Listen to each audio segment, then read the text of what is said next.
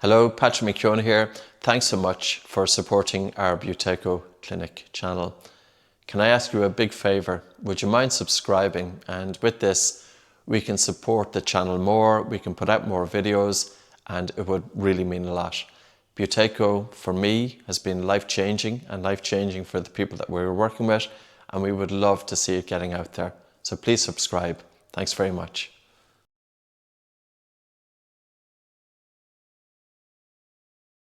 How did Buteyko change my life? I was having an interview with Julia Bradbury, it's going back a few years ago, and she said, well, Buteyko changed my life. And I said, I'm not sure, Julia. And it was only that evening then, I just started thinking about it, and I say, actually, I think Buteyko totally changed my life. How did that happen? Okay, I'll give you a little bit of my story. Maybe it's going to be similar to yours, because I don't think my story is unique in any way. You know, we're all going through life. And I was growing up as a kid in a small village, Dunboyne, County Meath. It's on the east coast of Ireland. And I was quite driven.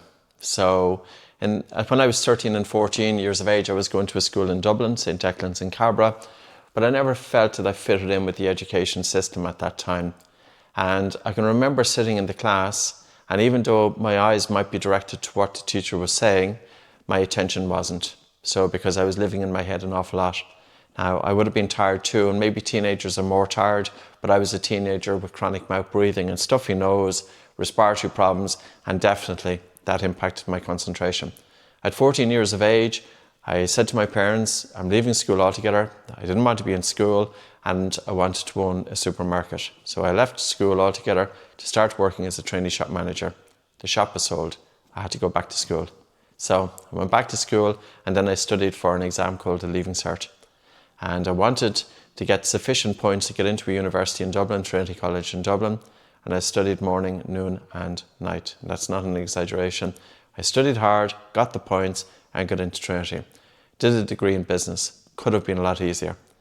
The reason that I talk about this was because we all have drives during our teenage years and into our early 20s and into our early adulthood. And for me, you know, there's so much pressure on us to achieve and to succeed and to contribute to society and be the best people that we can be. And, you know, there's something inherently rewarding anyway, giving life your best shot, genuinely. But we also have to bear in mind, what's the underlying physiology of that person? So, for example, how many of us have chronic mouth breathing, are sleeping poorly, are breathing fast and shallow, inducing a stress response, and yet we are expected to perform. We're expected to have good concentration. Well, concentration is not going to be optimal with poor breathing patterns and poor sleep. So for the individual, for the child and teenager and young adult then to excel in their exams, they're going to find it a challenge. And it's not because they haven't put in the work, but it's because their physiology is letting them down. So I got into the corporate world and I didn't like it. I didn't like it at all. The pressures that were upon us, the culture inside in the corporation. I had staff under me. I had pressure on top of me. I then was, of course, expected to put this pressure on the people under me. I absolutely hated the job. But anyway, I came across a newspaper article. It was about breathing. I put it into practice. I decongested my nose and I started breathing less air, breathing light. And I could feel the temperature of my hands increasing. I can feel my nose opening up. And that night I taped my mouth closed. And the first morning waking up, I don't remember a whole lot different, but I kept breathing through my nose the second day, all throughout the second day, breathing through my nose. And it was a small bit of a struggle. And yes, I could have done it differently, but of course I had limited information. So I was doing the best that I could do with the information that I had back then, bearing in mind this is the late 1990s. I taped my mouth closed again that night using 3M 1-inch micropore tape, and I did cover my mouth, which is not ideal either, and I wore nasal dilators. But I woke up the second morning and it was the best night's sleep that I ever had. And when people talk about the benefits of breathing through their nose during sleep, that's why it's become a movement now at the moment, and that's why it's become viral. And I understand it because I went from having really poor sleep and the knock-on impact of that, having poor concentration, rumination of the mind, being stuck in my head all the time, to having energy levels when I got up in the morning. And I could remember just thinking, if somebody was to hand me a complicated piece of text, I had the energy to be able to put my attention on that once my sleep was right. But that never happened to me throughout my teenage years and into my early adult. So going into the corporate world, expected to perform without having the tools to perform, expected to concentrate, expected to handle stress. But even though I'd spent 12 years going through formal education, I didn't have those tools. I was never trained how to concentrate. I was never taught how to be able to hold my attention on one thing. I was stuck in my head all the time. So you think about it, it's so kind of bizarre, really. We're expected to excel, to be the best that we can be, and the pressure's upon us, especially with exams and everything else. And I don't want to add to that stress to anybody, but what I would say is, for me, it could have been a lot easier. It could have been softer. I could have got more bang for my buck if I had good sleep quality and good breathing patterns. So anyway, it was a couple of years later. I was driving from Galway to a town in Ireland called Navan, and a thought came into my head: I should start teaching breathing. Well, it wasn't that I should start teaching it. I should bring people over from Russia to start teaching breathing here. So I made contact with the Russian embassy. I asked them to track down the Buteyko method. They did, in fairness. And I got in touch with the Buteyko people in Moscow, and then I decided I would like to train this. So I totally changed careers. I trained in Russia. I came back. I started teaching people, solely people with asthma, because that was my health condition. And I remember a medical doctor saying to me it couldn't work. And I said, "Doctor, I've had asthma for about 20 years. I've been in and out of GPs every 3 months looking for prescription medications. I've been in hospital with asthma. And I've seen the results that this technique has given me. Breathing in and out through my nose, helping to open up the airways, using the breathe light exercise, the breath hold exercise, and it reduced my symptoms by 50% in 2 weeks." And I said, "Doctor," I said, "it has worked." I know it's one person, but then as I started working with more and more people, the Galway Advertiser did an article in March, no, it was probably in May of 2002, and that was my first 3 clients. And that started the whole thing. And I was lucky enough, the media got behind me, the national broadcasters. I did a number of documentaries whereby I worked with people with asthma, one lady with cystic fibrosis, that was televised, that was put out into the public domain. There was a journalist from the Irish Independent, Kevin Murphy, I think was his name, and he wrote a full-page article on the application of the Buteyko method for his asthma, and he was quite a well-known swimmer. Now, you might even get that article online. That's going back 20 years ago plus.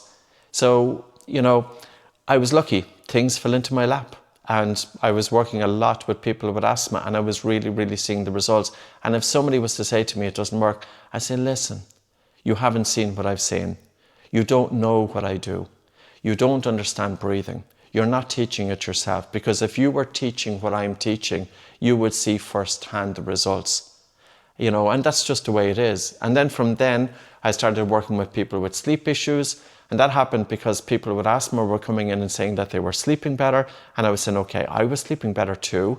I had asthma, but I never realized that I was sleeping so poorly because of my asthma, because it was uncontrolled. And of course, if you have uncontrolled asthma, you have a breathing problem. And if you have a breathing problem, you have a sleep problem.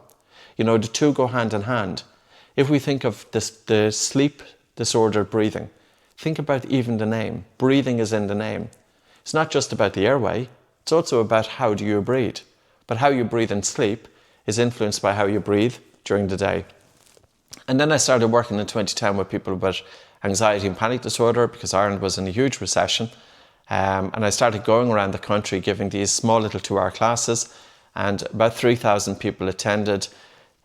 This was across 3 years, small little 2-hour classes, maybe 20 and 30 people to a class. It was a very reduced amount of money, maybe €30 or something for the 2 hours, but it kept me in business during the recession. And I was also able to get my information out there and help people for a very nominal amount. So it worked both ways. I travelled Dublin, Cork, Limerick, Galway, giving these small little courses. Most of the people who attended were women. I was always wondering, why don't men attend these classes? And the reason being is because I called it Buteyko Mindfulness Method for people with anxiety and for people with high stress and mental health issues. And men were not attending. So then I said, okay, well, how do I help to get this out to men? I said, I'll start writing the book, The Oxygen Advantage. And I was lucky enough then, things again fell into my lap. I was doing a Zoom class with an individual. He had walked into a dentist surgery in California. He picked up one of my other books called Close Your Mouth. And during the second or third session, he said that he's a book agent. And I said, oh, okay, you're a book agent. And he says, yeah, he says, I'm a book agent and I have authors on my list, including Richard Branson, Nelson Mandela, Bishop Tutu. And he rolled off this list. And I said, oh, okay, wow. And I was saying to myself, and I said to him, I said, I'm writing a manuscript on sports because I want to bring techniques, breathing into the male population, but I want to have it versed in the whole aspect of physical and mental performance. So he said, send on the manuscript, which I did. He came back to me, he says, you have to rewrite it. I said, why? Because it was 60,000 words at that time. Bit of time went into it. He said, it's too scientific. And I remember him saying to me, he said, I need you to write this as if you're talking to a friend down at the pub.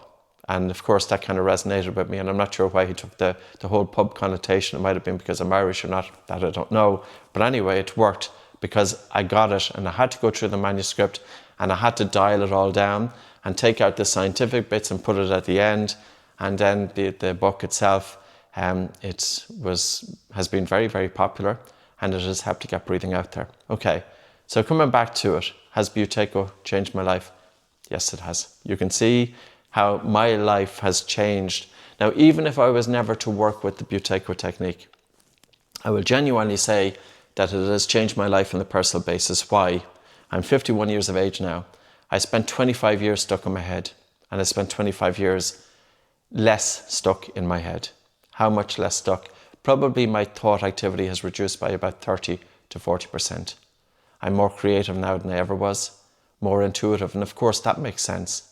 You can't be creative and intuitive if you're in a state of anxiety and if you're constantly lost in thought and you can't help to create that gap between thought for fresh and original thinking to emerge. So the latter 25 years of my life, in terms of energy levels, the ability to be able to self-regulate, my sleep quality, my breathing patterns, productivity, creativity, intuition, you know, it's huge. These are really, really positive things in life. And that's what breathing has done to me. And this isn't any breathing exercise. Not all breathing exercises are the same. This I'm talking about the Buteyko technique. And then, of course, evolved from Buteyko was the oxygen advantage. Both techniques have changed my life and they could change yours.